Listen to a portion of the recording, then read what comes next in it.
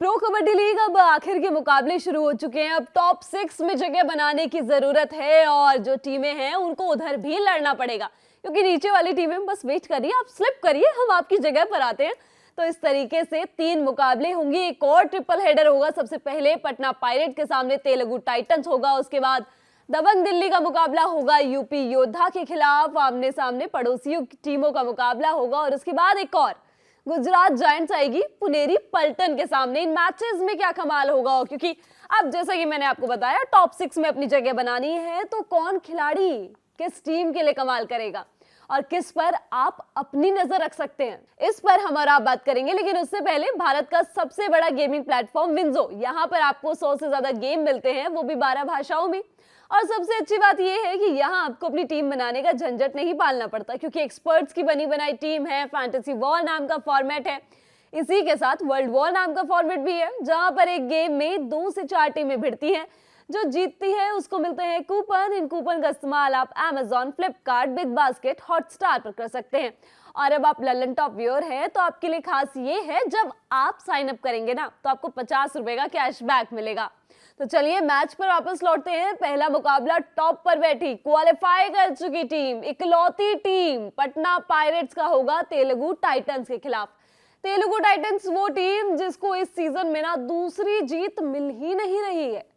मतलब शायद इनका टूर्नामेंट ऐसे ही खत्म हो जाएगा। 22 मुकाबले तो खेलने हैं, उसमें अभी तक ये टीम 19 मुकाबले खेल चुकी है, सिर्फ 3 मुकाबले बचे हैं और वापस जाएगी ना शायद एक जीत के साथ ही जाएगी, क्योंकि पटना पायरेट जैसी टीम के सामने जीत हासिल करना बहुत मुश्किल होने वाला है। पटना पायरेट्स 18 मुकाबले खेले, इस टीम ने 13 मुकाबले जीते हैं, 4 मुकाबले गवाए हैं और कुल 1 मुकाबला टाई खेला था। अगर आप इसके पूरे पॉइंट्स टेबल की बात करूं ना मैं पटना पायरेट्स की, कि किन किन टीमों के खिलाफ इस टीम ने अपने मुकाबले जीते, तो Haryana steeler, Puneri Paltan, Bengal warrior, Telugu titan, Gujarat giants, U Mumba, Bengaluru bulls, Tamil Thalaivas, UP Yoddha, Gujarat giants. रुक जाइए, अभी लिस्ट पूरी नहीं हुई है, अभी 18 मुकाबले गिनवा रही हूं मैं आपको। इसमें बंगाल वॉरियर्स, मुंबा दोबारा और पुनेरी पल्टन शामिल है।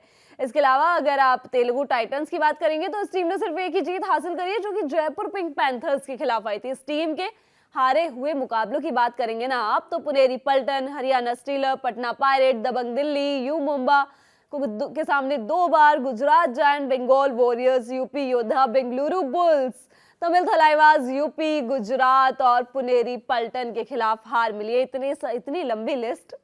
और ड्रॉ मुकाबलों की बात की जाए, टाई जो हासिल हुई थी वो तमिल के खिलाफ हासिल हुई थी शुरुआत में, उसके बाद Bengaluru Bulls, Haryana Steeler, Bengal Warriors के खिलाफ। इसके बावजूद ये टीम जो है इतना खराब परफॉर्म कर रही है। इसका खराब परफॉर्म, आप इसको ना खराब परफॉर्मेंस भी नहीं कह सकते, आप इसको कह सकते हो कि आप क्रूशियल मोमेंट्स पे अपना मुकाबला कैसे गवा देते हो। आपने ऐसा नहीं है कि कई मुकाबले बहुत बड़े मार्जिन से हारे हो, कुछ मैचेस आपने बड़े मार्जिन से हारे, लेकिन कुछ आपने बहुत क्लोज मैचेस गवाए हैं। आप जीत सकते थे, आप यूपी योद्धा के खिलाफ जीत सकते थे, आप पिछली बार पटना के खिलाफ भी जीत सकते थे, लेकिन आपने वो मुकाबला भी गवाया। आपने कई सारे ऐसे मुकाबले गवाए। इसके बावजूद इस टीम के लिए ना कई खिलाड़ी है जो बहुत अच्छा परफॉर्म करते हैं, जिसमें से एक नाम रजनीश दलाल का आता है। इनको मौका दिया गया, 20 पॉइंट्स इन्होंने कमाए थे दबंग दिल्ली के खिलाफ। उसके बाद इनका परफॉर्मेंस जो था थोड़ा सा डिप हुआ, एक टैकल पॉइंट आया, फिर 12, 9, 11, 7, 5 इस तरीके से इन्होंने परफॉर्म किया। फिर 1-2 मैचेस में बाहर दिखे, जब टीम ने तब भी अच्छा नहीं किया तो फिर इनको वापस बुलाया गया, तो इन्होंने एक सुपर 10 लगा के दिखाया। इनके बीते 3 मैचेस की मैं आपको बात बताऊं तो 13, 7, 10 इस तरीके से पॉइंट्स निकाले हैं। और इससे पहले वाले मैच में जो अभी लास्ट मुकाबला खेला उसमें ये नहीं खेले क्योंकि ये फिट नहीं थे। तो उम्मीद की जाएगी तेलुगु टाइटंस पूरा ये उम्मीद करेगा कि रजनीश दलाल फिट हो और टीम का रेडिंग डिपार्टमेंट संभाले, पॉइंट्स कमाए।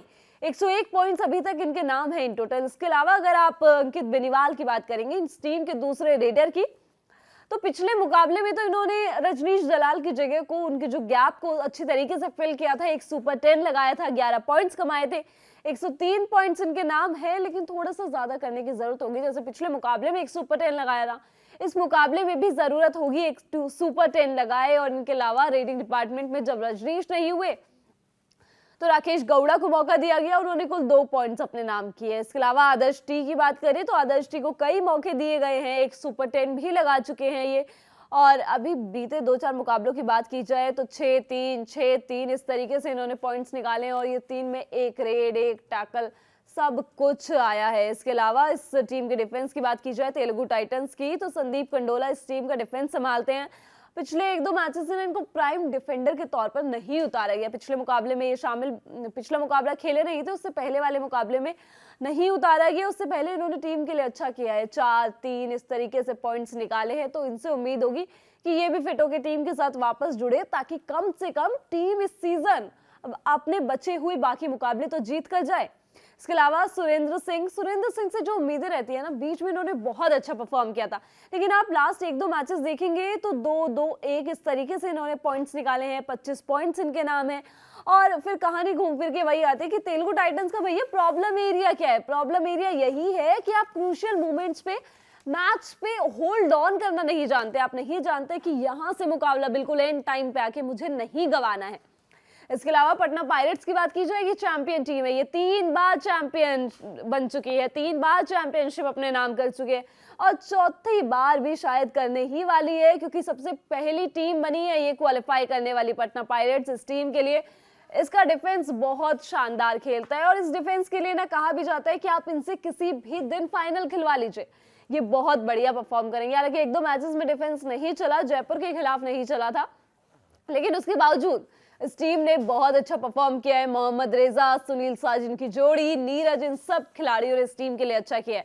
मोहम्मद रेजा की बात की जाए तो पिछले मुकाबले में भी 3 टैकल पॉइंट्स निकाले थे और हर मैच में ये पॉइंट्स निकालते। सिर्फ एक मुकाबला गया था जब इन्होंने कुछ पॉइंट्स नहीं निकाले थे। लास्ट इनके 2-4 मैचेस की बात करूं तो 8, 5, 2, 3 इस तरीके से इन्होंने टैकल पॉइंट्स निकाले हैं। 63 पॉइंट्स इन टोटल ये अब तक निकाल चुके हैं। सुनील की बात की जाए, सुनील साजिन दोनों ने पिछले मुकाबले में 1-1 पॉइंट निकाला था। सुनील के नाम 38 तो साजिन के नाम 26 पॉइंट्स रहे थे और नीरज भी इस टीम के लिए अच्छा करते हैं। 2 टैकल पॉइंट्स हर मैच में कुछ ना कुछ टैकल पॉइंट्स ये निकाल रहे हैं। इस टीम के रेटिंग डिपार्टमेंट की बात की जाए पटना पायरेट्स की, तो वैसे तो इस टीम के प्राइम रेडर्स जो थे ना, शुरुआत में वो मोनू गोयत हुआ करते थे, इस टीम के लिए अच्छा करते थे, लेकिन बीते 1-2 मैचेस से उनको प्राइम रेडर के तौर पर नहीं उतारा जा रहा। उनकी जगह गुमान सिंह को मौका दिया जा रहा है और वो हर मैच में परफॉर्म कर रहे हैं। बीते 3 मुकाबलों में लगातार सुपर 10 लगा चुके हैं, 17, 11, 13 इस तरीके से पॉइंट्स कमाए हैं। इनके अलावा सचिन है इस टीम में, जिन्होंने पिछले मुकाबले में तो एक सुपर 10 मिस किया, लेकिन उससे पहले लगातार 2 सुपर 10 इन्होंने भी लगाए थे। 137 पॉइंट्स इनके नाम है। प्रशांत राय ज्यादा कुछ कमाल नहीं कर पा रहे तो खुद को सब्स्टिट्यूट करते हैं, किसी और खिलाड़ी को भेजते हैं और वो इस टीम के लिए परफॉर्म करके जाता है। तो आपके पास स्ट्रेंथ ऐसी है, आपके पास स्ट्रेंथ अच्छी है जो आपके लिए परफॉर्म करे है। प्रॉब्लम एरिया, वैसे तो टीम क्वालिफाई कर चुकी है, वैसे तो टीम बहुत बढ़िया परफॉर्म करे, लेकिन उसके बावजूद इस टीम को ना प्रॉब्लम एरिया अगर ढूंढा जाए तो वो है कि रेडर्स और अच्छा करे। प्रशांत राय से आप उम्मीदें करते हैं कि वो इस टीम के लिए अच्छा करे। आपको डिफेंस तो मुकाबले जिता रहा है, लेकिन आप रेडिंग्स में और पॉइंट कमाइए। इन दोनों टीमों के स्क्वाड की बात भी कर लेते हैं। पटना पायरेट्स, गुमान सिंह, सचिन, प्रशांत राय, इस टीम का रेटिंग डिपार्टमेंट संभालते हुए डिफेंस में मोहम्मद रेजा, सुनील, साजिन और नीरज। और दूसरी तरफ तेलुगु टाइटंस की बात की जाए तो रजनीश दलाल को तो ऑब्वियसली आप देखना चाहोगे, लेकिन उनके अलावा अगर वो फिट नहीं होते तो अंकित बेनीवाल, आदर्श टी, राकेश गौड़ा, और डिफेंस की बात की जाए तो प्रिंस, आकाश चौधरी, सुरेंद्र सिंह और पल्ला रामाकृष्णा, इन सब खिलाड़ियों को आप देख सकते हैं। और पिछला मुकाबला जब हुआ था तो क्या हुआ था, जब 1 पॉइंट से हारी थी तेलुगु टाइटंस की टीम पटना पायरेट्स से। उस मैच में पटना ने 31 पॉइंट और तेलुगु ने 30 पॉइंट कमाए थे और तेलुगु ने 18 रेड और 8 टैकल पॉइंट्स, यानी कि डिफेंस अच्छा था, इतना बुरा नहीं खेला था। इस टीम के लिए ऋतुराज कोरावी ने 4, सुरेंद्र सिंह ने 2 और संदीप कंडोला ने 1 टैकल पॉइंट कमाया था।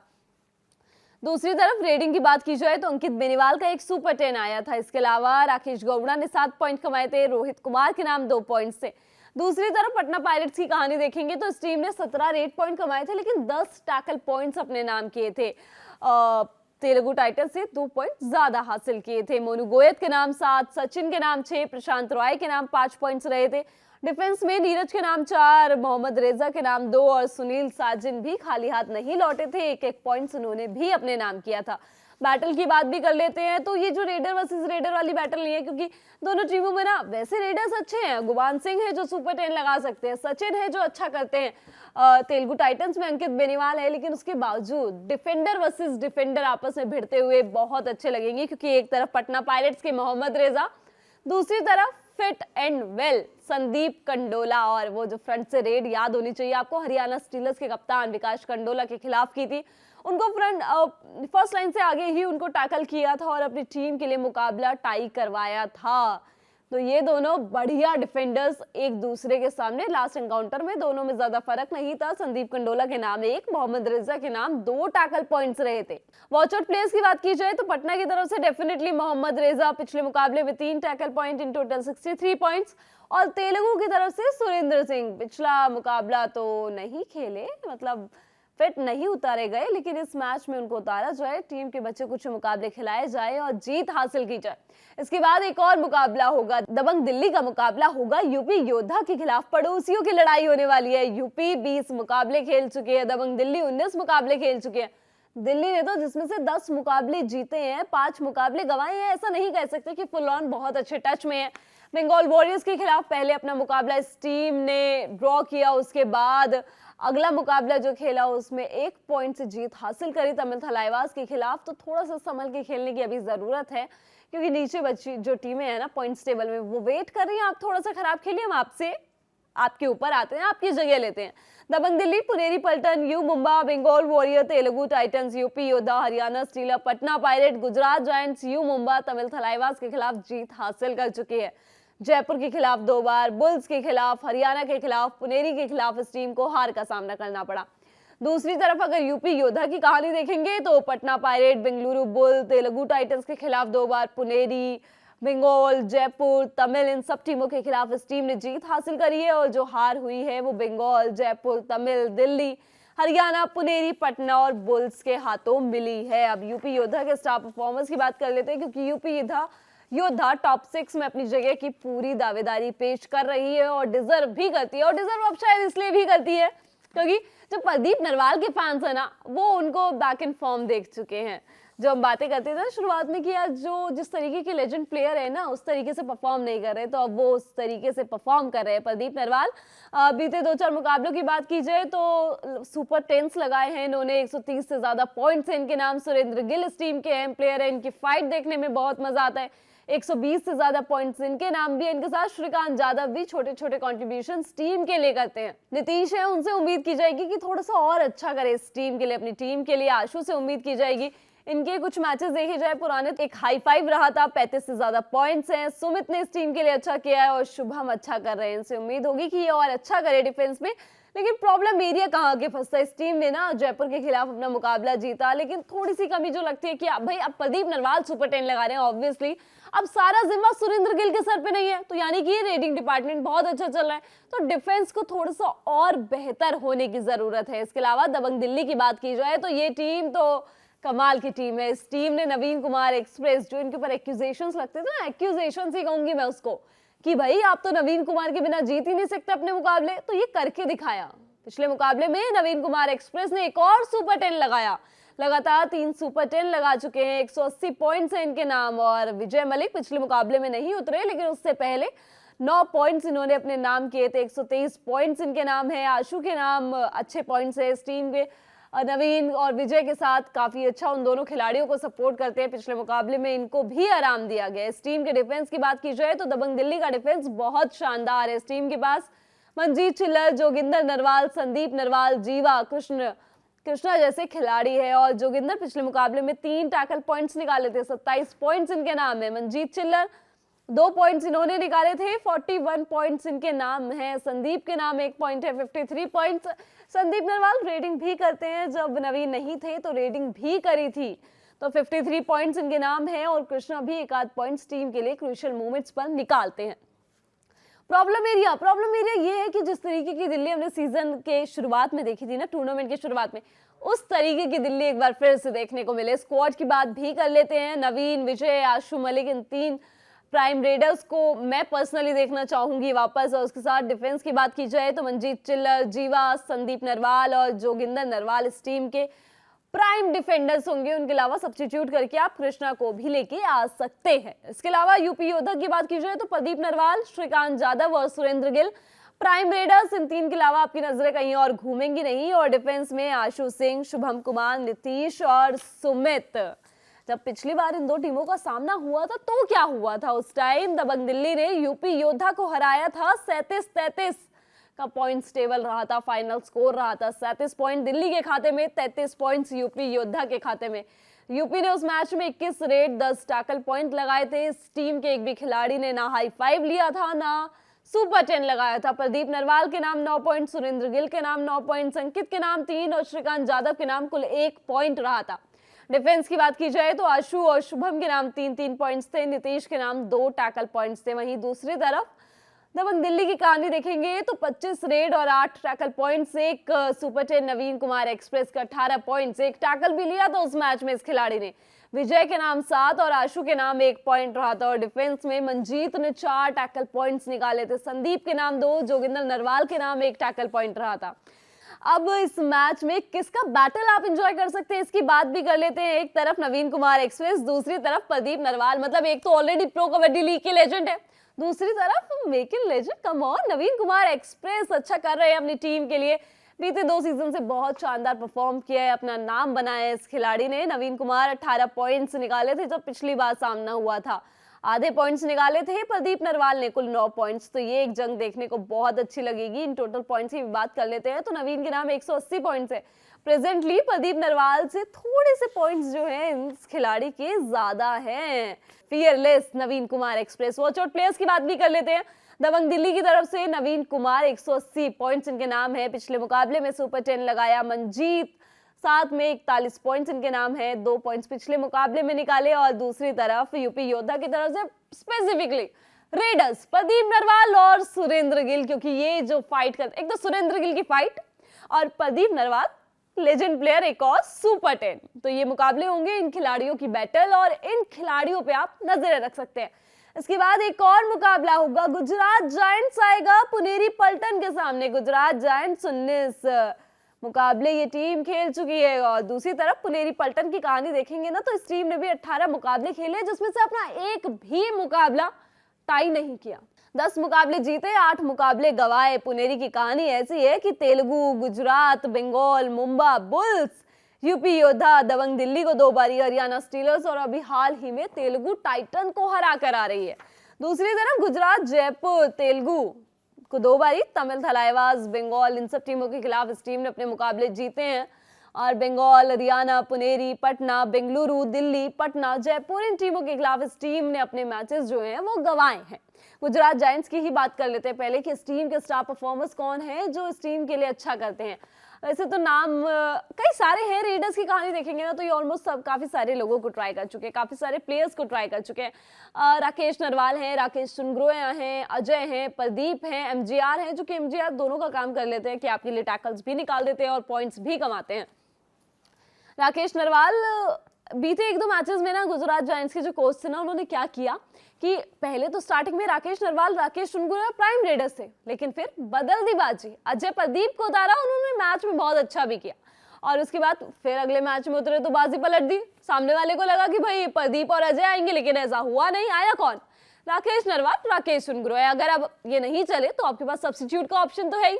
तो यहाँ पे थोड़ा सा समझदार आपको खुद भी बनना पड़ेगा। खैर, मैं इनके बारे में बता देती हूँ कि कौन से खिलाड़ी बढ़िया कर रहे हैं। तो राकेश चुनग्रोया का नाम उस लिस्ट में जरूर होगा गुजरात जायंट्स के लिए। पिछले मुकाबले में भी 8, बीते कुछ मुकाबलों की बात की जाए तो 0, 1, 8 इस तरीके से पॉइंट्स निकाले हैं इन्होंने। 80 से ज्यादा पॉइंट्स हैं इनके पास। राकेश नरवाल ने टीम के लिए अच्छा किया है, शुरुआत में बहुत अच्छा किया था, लेकिन अब थोड़ा सा डाउन हुए हैं। बीते 2-4 मैचेस की बात की जाए तो 1, 8, 3 इस तरीके से पॉइंट्स निकाले हैं। 85 से ज्यादा पॉइंट्स इनके नाम भी हैं। अजय ने अच्छा किया है, प्रदीप ने कुछ मैचेस में अपनी टीम के लिए अच्छा किया है। सब्स्टिट्यूट प्लेयर बन के आते हैं, कुछ टाइम के लिए मैट पर उतरते हैं और अपनी छाप छोड़ कर जाते हैं। एमजीआर भी उस किस्म के खिलाड़ी हैं। 1-2 मैचेस में इनको नहीं मौके मिले, लेकिन बीते 1-2 मैचेस की बात की जाए तो 5 इस तरीके से पॉइंट्स इन्होंने निकाले हैं। अब गुजरात जायंट्स की डिफेंस की बात भी कर लेते हैं। इस टीम में गिरीश शर्नाक है, इस टीम में परवेश बेंसवाल है, सुनील कुमार है, रविंद्र पहल है। रविंद्र पहल मौके नहीं मिल रहे हैं क्योंकि फिट नहीं है। वापसी करी थी बंगाल वॉरियर्स के खिलाफ और उस मैच में ना थोड़े से चोटिल हो गए थे मनिंदर सिंह को टैकल आउट करते करते, और उसके बाद से फिर मैट पर दिखे नहीं।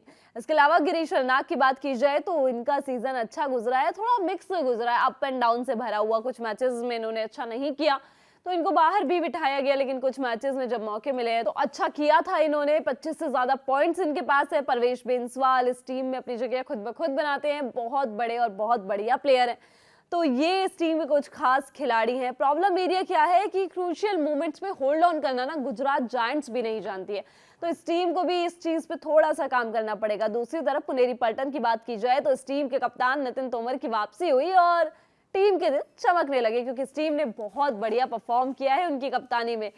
नितिन तोमर से बस एक शिकायत ये रहती है कि वो ना खुद पॉइंट्स नहीं लेके आते, उनके पॉइंट्स इतने ज्यादा नहीं आते। एक मैच में तो कुल 4 बोनस पॉइंट्स निकाले थे, अलग इसके बाद अगले मैच में उतरे तो 3 पॉइंट्स निकाले, 53 पॉइंट्स इनके नाम है। एक मुकाबले में जब उतरे थे ना तो कुल 4 बोनस पॉइंट्स निकाले थे, उसके अगले मैच में उतरे तो 4 पॉइंट्स निकाले, फिर 3 पॉइंट्स निकाले। तो इनसे खास तौर पर उम्मीदें रहेंगी कि आप थोड़े से ज्यादा और पॉइंट्स कमाएं। हालांकि इनकी कप्तानी कितनी अच्छी है वो तो यही बात मतलब सभी जानते हैं कि पुनेरी पलटन बहुत अच्छे से इनके कप्तान अपनी टीम को चलाना जानते हैं, अपने खिलाड़ियों को चलाना जानते हैं। इसके अलावा जो प्राइम रेडर्स है ना, जिनको बहुत अच्छे तरीके से चलाते हैं नितिन तोमर, उनका नाम है मोहित गोयत और असलम इनामदार। मोहित गोयत पिछले 2 मुकाबलों में लगातार सुपर 10, असलम इनामदार पिछले मुकाबले में सुपर 10। मोहित गोयत के नाम 130 से ज्यादा पॉइंट्स है, असलम इनामदार के नाम 145 से ज्यादा पॉइंट्स है। तो रेटिंग डिपार्टमेंट में इन 2 खिलाड़ियों पर खास तौर पे नजरें रहेंगी, और ये 2 खिलाड़ी ना कभी कभी टैकल भी कर लेते हैं, तो इस पे भी नजर रखनी पड़ेगी आपको। और इस टीम के डिफेंस की बात की जाए तो नितिन तोमर भी डिफेंस में अपना हाथ आजमाते हैं और कुछ पॉइंट्स टीम के लिए कमाते हैं। प्राइम डिफेंडर्स की बात की जाए तो इस टीम के पास विशाल, अभिनेश, सोमवीर, करमवीर, संकेत सावंत जैसे खिलाड़ी है। विशाल पिछले मुकाबले में विशाल ना शुरुआत में अच्छे थे, फिर इनको 1-2 मैचेस में मौका नहीं दिया गया, फिर जब मौका मिला तो इन्होंने उसको बनाया, पॉइंट्स कमाए। बीते 2-3 मैचेस की बात की जाए तो 2 पॉइंट्स कमाए थे, फिर अगले मैच में मौका नहीं मिला, फिर मिला तो 6 पॉइंट्स, एक हाई 5 लगाया, तो 34 पॉइंट्स इनके नाम है। विशाल को देखने में बहुत मजा आएगा। अभिनेश से काफी कुछ उम्मीदें रहेंगी कि वो खूब सारे टैकल पॉइंट्स कमाए। सोमवीर ने भी पिछले मुकाबले में अच्छा किया था, 6 पॉइंट्स निकाले थे। करमवीर को मौका नहीं मिला था और संकेत सावंत एक टैकल पॉइंट्स अपने लिए हर मैच में निकाल रहे हैं ऑलमोस्ट। बीते 2 मैचेस में ऐसा करने में कामयाब रहे हैं। प्रॉब्लम एरिया क्या है? प्रॉब्लम एरिया नितिन तोमर की टीम का आपको ऐसा कुछ दिखेगा नहीं, बस उम्मीद रहेगी कि नितिन तोमर खूब सारे पॉइंट्स अपने नाम करे। स्क्वाड की बात भी कर लेते हैं। पुनेरी पलटन, नितिन तोमर, मोहित गोयत, असलम इनामदार इस टीम का रेटिंग डिपार्टमेंट संभालेंगे। डिफेंस की बात की जाए तो विशाल, अभिनेश, सोमवीर, संकेत सावंत होंगे। दूसरी तरफ गुजरात टाइटंस की बात की जाए तो राकेश नरवाल, राकेश सुनग्रोया, अजय इस टीम के प्राइम रेडर्स, और अगर ये नहीं चले तो आपके पास सब्स्टिट्यूट का ऑप्शन हमेशा है। डिफेंस की बात की जाए तो परवेश बेंसवाल, गिरीश शर्नाक और इसके अलावा हादी ओस्त्रोक और सुनील कुमार। अब लास्ट एनकाउंटर की बात भी कर लेते हैं कि भाई अभी की तो बात कर ली हमने इतनी सारी, जब पहले मिले थे तब क्या हुआ था, किसने कमाल किया था। पुनेरी पलटन ने अपना मुकाबला जीता था गुजरात जायंट्स के खिलाफ और उस मैच में मोहित गोयत का सुपर 10 आया था। पुनेरी ने कुल 18 रेड, 7 टैकल पॉइंट्स, जिसमें मोहित गोयत का 1 सुपर 10, असलम इनामदार के 8 पॉइंट्स जिसमें 2 टैकल पॉइंट्स भी हैं, विश्वास के नाम 3 पॉइंट्स जिसमें 1 टैकल भी है, और इसके अलावा अभिनेश, संकेत सावंत, बलदेव सिंह और विशाल, इन सब खिलाड़ियों ने 1 टैकल पॉइंट्स अपने नाम किए थे। दूसरी तरफ अगर गुजरात जायंट्स देखेंगे तो 19 रेड और 7 टैकल पॉइंट्स। अगर इधर से मोहित गोयत ने सुपर 10 लगाया तो इधर से अजय ने भी 1 सुपर 10 लगाया। सुनग्रोया, राकेश सुनग्रोया के नाम 8 पॉइंट्स थे, राकेश नरवाल के नाम 1 पॉइंट था। डिफेंस की कहानी, परवेश बेंसवाल 4 टैकल पॉइंट, सुनील के नाम 2 और रविंद्र पहल के नाम 1 पॉइंट रहा था। अब इस मैच में कौन सा बैटल आप इंजॉय कर सकते हैं सोमवीर और परवेश के बीच, क्योंकि डिफेंस बहुत तगड़ा इस टीम के पास। सोमवीर ने पिछले मुकाबले में 6 पॉइंट्स निकाले थे और इसी तरीके से परवेश बेंसवाल से भी उम्मीद है। और लास्ट एनकाउंटर की बात भी कर लेते हैं तो सोमवीर नहीं थे उस मैच में, तो ये थोड़ा सा अनदेखी होगी कि सोमवीर को तो हमने देखा नहीं, हमने तो मैच खेलते हुए देखा है। जब हमारे सामने आएंगे तो कैसा खेलेंगे, कितने पॉइंट्स कमाएंगे। परवेश बेंसवाल ने उस मैच में 4 टैकल पॉइंट्स निकाले थे। वॉच आउट प्लेयर्स की बात की जाए गुजरात जायंट्स की तरफ से तो 100% गिरीश शर्नाक और परवेश बेंसवाल पे नजरें होनी चाहिए। दूसरी तरफ पुनेरी पलटन की बात की जाए तो मोहित गोयत, असलम इनामदार, दोनों ने पिछले मुकाबले में सुपर 10 लगाया और दोनों से ही उम्मीदें रहती हैं बहुत बढ़िया परफॉर्म करे। तो ये 3 मुकाबले खेले जाएंगे। पटना पायरेट्स का मुकाबला होगा सबसे पहले तेलुगु टाइटन से। सीजन की दूसरी जीत मिलेगी नहीं मिलेगी पता चलेगा। इसके बाद दबंग दिल्ली का सामना होगा यूपी योद्धा से। फिर गुजरात जायंट्स आएगी पुनेरी पलटन के सामने। इन मैचेस में क्या कमाल होगा और आप किस खिलाड़ी को एंजॉय कर सकते हैं, ये सब तो हमने आपको बता ही दिया और आप इन खिलाड़ियों को खास तौर पर एंजॉय कर सकते हैं। प्रो कबड्डी लीग में इन मैचेस के नतीजे क्या होंगे और प्रो कबड्डी लीग में क्या कुछ चल रहा है, ये सब आपको दी लल्लन टॉप की प्रो कबड्डी लीग की कवरेज कौन से कबड्डी में मिलता रहेगा। आप देखते रहिए दी लल्लन टॉप। मैं हूं गरिमा और इसी के साथ अगर अभी तक आपने हमारे नए चैनल लल्लन टॉप स्पोर्ट्स को सब्सक्राइब नहीं किया है तो उसका लिंक आपको डिस्क्रिप्शन में मिल जाएगा। वहां जाकर हमारे नए चैनल को सब्सक्राइब कीजिए क्योंकि वहां आपको तमाम स्पोर्ट्स से जुड़े किस्से, कहानियां, न्यूज, इंटरव्यू, लाइव ओपिनियन सब कुछ मिलता है। देखते रहिए दी लल्लन टॉप। शुक्रिया।